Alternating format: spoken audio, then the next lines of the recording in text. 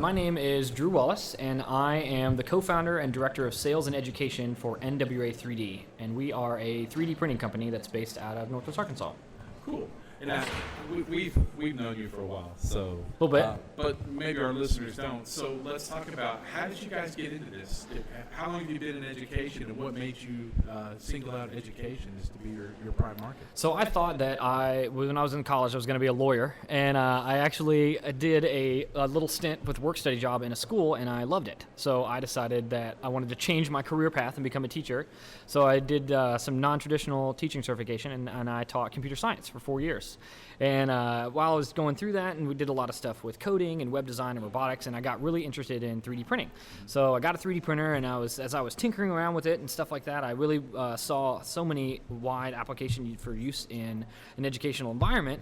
And I thought, like, oh, it'd be great to be able to make 3D objects for people and design them and all these different types of things. And then I realized when I got my printer that it was really hard to get it working. So then I was talking with some of my other friends, and we kind of came up with the idea that we could probably help people to make 3D printing easier. So we decided to sell 3D printers, but especially teach people how to use them and give them support with the printers afterwards. So all of our 3D printers come with training by certified teachers, and they come with warranties, and as well unlimited lifetime support through digital, like email or text messages or phone calls, to help classrooms and individuals and businesses 3D print.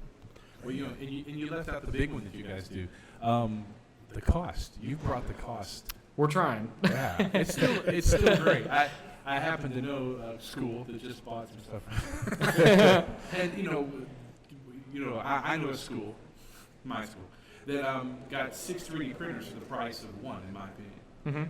Mm-hmm. Yeah. And your printers are so student accessible.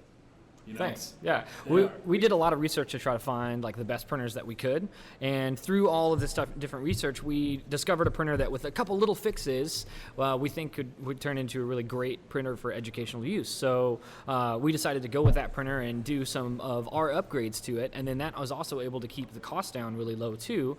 So we can offer all of that training and support. So you can get a printer in your classroom for less than the price of a tablet. And the types of 3D printers today, the cost has come down so low, but not all 3D printers are the same. So some of them, just because it's inexpensive, doesn't mean that it's a good printer. Right. So that's one thing that we've done too, is to try to vet a lot of different types of printers to try to get the best one possible. So we make our main A5 printer ourselves in Fayetteville, and then all of our filament is actually made in an Arkansas company too, in Springdale. So we try to keep everything as local as possible. Yeah. You guys fall right under the governor's venture plan. I mean, you really do. You're an Arkansas-based company, and that's a really big deal. So everyone here got a 3D pen. Yep.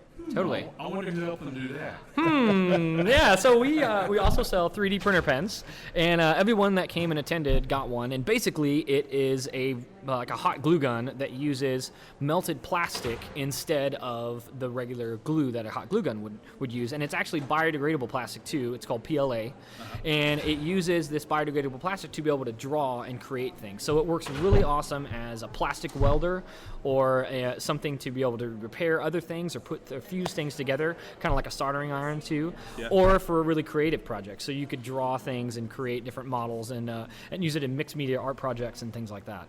Well, I can tell you, the teachers that are here, the educators, they love it. Yeah, I've seen some people like sitting over there in the corner and using them, and that makes me feel really good too. Yeah. I'm curious too. How long does it take for someone to kind of figure out just how it works? Now, we've not seen one. 20 seconds.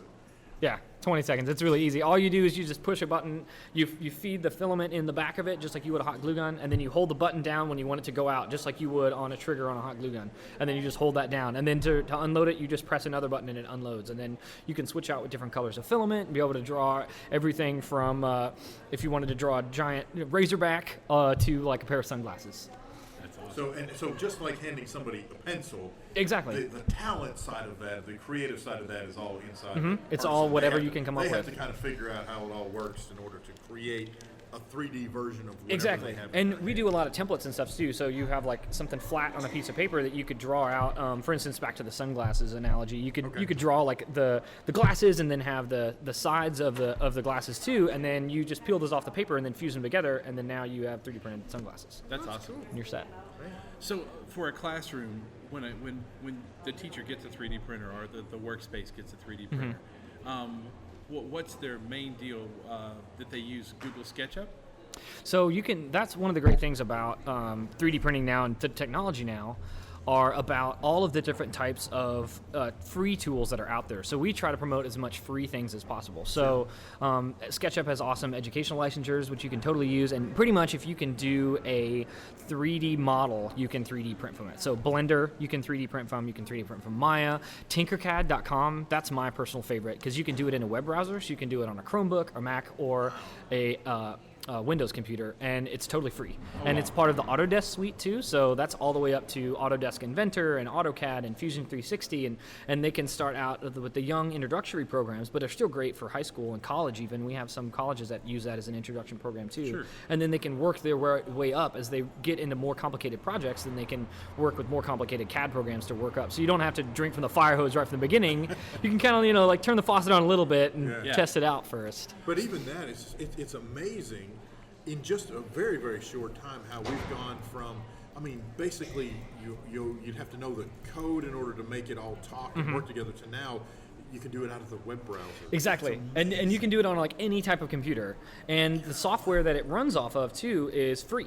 So even the coding software that the printer uses. So the students make a model and then they code it in another software that we also use as much free and proprietary stuff as possible to help keep that cost low as well. And then the filament for the printer, you can get that from any company. You don't have to get it from Push Plastic, which is our manufacturer that we have in Springdale, but they're amazing. So we would definitely suggest that you should get it from them. Sure. They have tons of experience, but you can put whatever type of filament you want. Sure. So whatever type of 3D printer, if you already have, you can use that filament in our printers as well, so we don't ever lock you down and keep you in a certain type. Okay, but I know at this point there are all kinds of different types of filaments. That's true. I don't mean size-wise.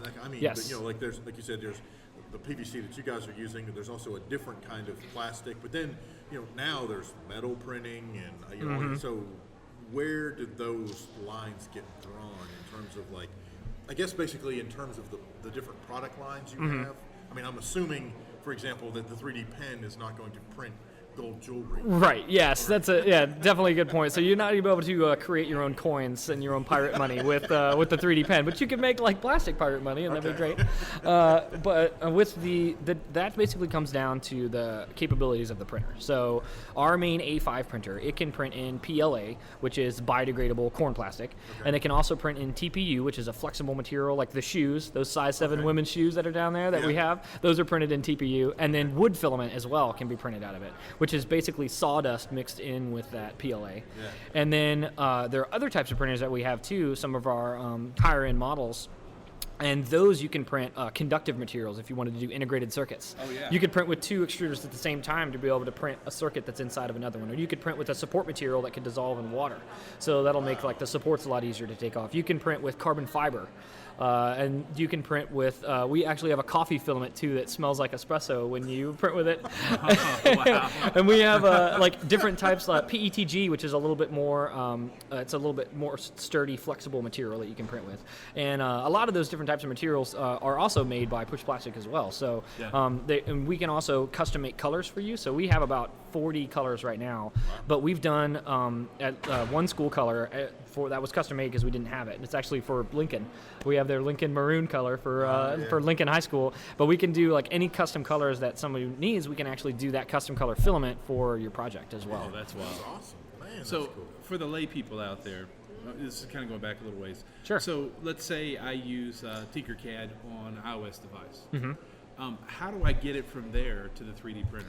So if you'd use on Tinkercad on a computer or on some different Autodesk apps or something like that, you can basically export. Somewhere there's an export for 3D printing button in there, or there's a send it to yourself an email. Okay. So you make that file, and then you'll say most of the iPad apps you say send it to yourself an email, and then it'll send you the file, and it'll be a .stl or .obj is what it's called. It's just like the extension. Sure. And then you get that, and on a Windows or a Mac or a Linux computer, then you can use Cura, which is the main software that we use, and you just load that file into Cura, and then Cura generates the code for the printer. And then you just take that code from Cura, and it's as easy as like picking some drag and drop menus. Sure. And then you just send that file to the printer, and then that prints. Cool. Is it USB? I mean, is it like You can do USB, you can do micro SD card, you can do regular SD card depending on the printer. Some printers you can send stuff wirelessly. It's basically just transferring it to the printer. So the whole process can be broken down into creating a model, it's the first step, and then you convert the model for the printer, like the physical properties, how big you want it to be, how thick you want the walls to be, and then you transfer it to the printer, and then you print it out. So let's talk replicators, duplicators, all of that kind of stuff. 'Cause I know you guys sell Yes. the bigger ones too. So let's say we do Christmas ornaments, and 10 kids want the bell. And I know that means that one little printer would sit there and make a bell, and you have to take it off and do another bell. It's true. Is there so the bigger units can actually do like As many things can fit. Okay. So on the small ones that we have, they print by 6 by 5 by 4. Okay. So you could still print several different models on one of those. But the bigger ones, like for instance our Raise 3D brand of printers, they are some of the best printers on the market right now. And they have their N2 is a cubic foot, and their N2 Plus is 2 cubic feet. Wow. So you could fill up that entire area with prints, and it could print for 2 weeks straight.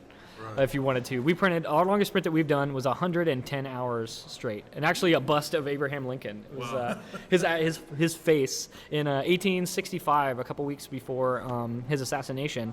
They did what's called a life mask, where they basically put plaster around you, and it hardens. And then they made that life mask. It's been in the Smithsonian, and the Smithsonian has this 3DX project, which you totally just Google 3DX Smithsonian. It's amazing. Wow. And they have tons of 3D models that they've been converting all the models in their museum to 3D CAD files that you can 3D print.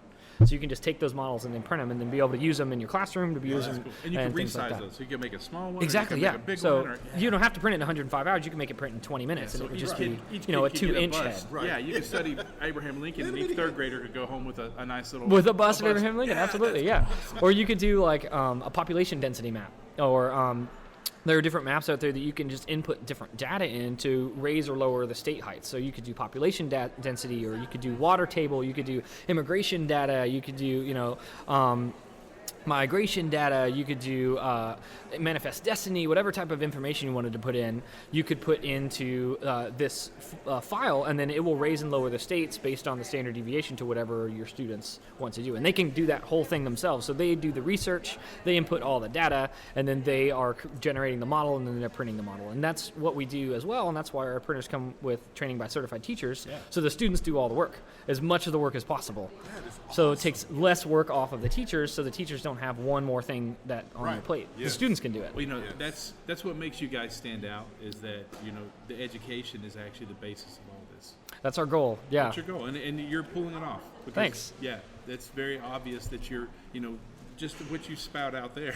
I mean, that's ready for any PBL workshop right there. That's ready for a project base right there. You know what you're talking about and how to use your product. And I think that's come from a lot of my experience being a teacher, and I'm really passionate about education, and I want to get this technology as many kids' hands as possible. That's why we try to keep the cost low and try to help out teachers, because part of the thing when I was a teacher, I also did tech support, because I was computer science. I was like, hey, you do computer science. Yes, you do everything else that has to do with computers too, right? And they're like, I guess.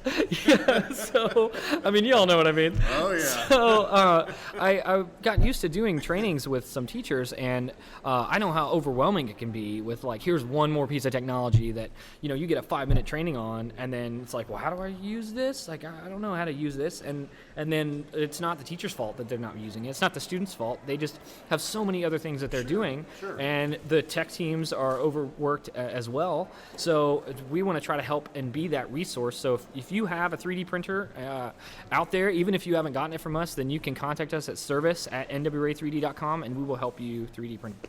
That's our goal. Yeah. So. Well, I was going to say, go out to nwa3d.com and just hit the site. You can find everything. Yeah, you can find all of the information there. We do. Do you guys have a mailing list? So, not yet, but if you email us, then you'll be on our list pretty much. I can attest to that. So, we'll get back to you. We try to get back within 24 hours. Yeah. And we're opening a store hopefully by the end of the year, and probably in Springdale. So brick and mortar. we're really Nice. excited about it. Yeah. So we'll have a place where classes can come there, and we can do events for teachers and things like that there as well. So we'll get in touch with y'all and let you know when that happens. Yeah. Oh, absolutely, Definitely yeah, let the world know. So, at the end of every interview, especially with something as cutting edge as you guys, I'd like to give you elevator pitch time. So, 45 seconds.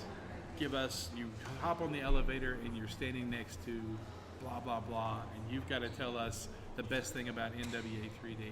All right, well, NWA 3D is a 3D printing educational company, and we're trying to make 3D printing easier. So we want to make this process, that is still kind of complicated, easier to work out. So we want to help teachers with all of our printers come with free training and support. So they come with either digital training, or if you're close to us, then we can try to schedule a classroom visit as well. But our digital training sessions, they all last about an hour, all of our trainings, and then we'll videotape our digital ones and share it with you afterwards, so you can go back and reference it.